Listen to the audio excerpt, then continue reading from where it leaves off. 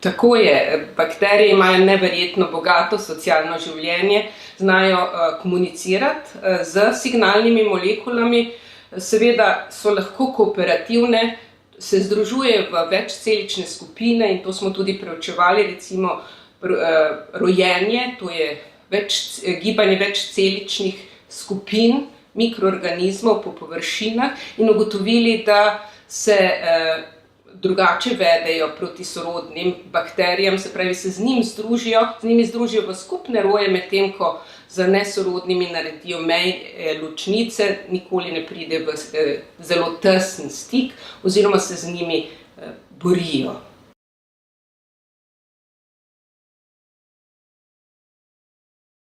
Prvotna ideja sorodstvene diskriminacije se je porodila na naši katedri, kjer smo razvili tudi sistem preverjanja komunikacije in interakcij med bakterijami. Nato pa smo začeli sodelovati z znanstveniki iz Harvardske univerze v Bostonu, kjer smo predstavili našo raziskavo v bolj aplikativne vode in smo raziskovali, kako naše bakterije prepoznavajo eno drugo na koreninah rastlin. Sodelava je prinesla tudi 2 izvrstni publikaciji in seveda številna nova vprašanja.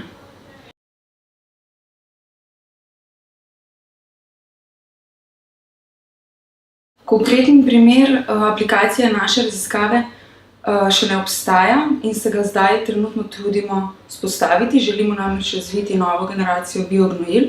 To so bakterijski pripravki, ki omogočajo boljšo rast rastlin in pa hkrati tudi ščitijo rastline pred škodljivci, predvsem boleznimi rastlin.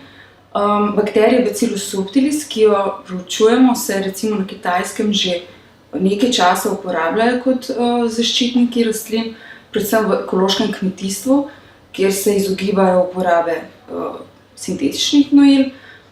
Zato menimo, da ima naša raziskava velik aplikativni potencial, saj lahko z našim znanjem res pripomoremo k še boljšemu razvoju teh biognojil.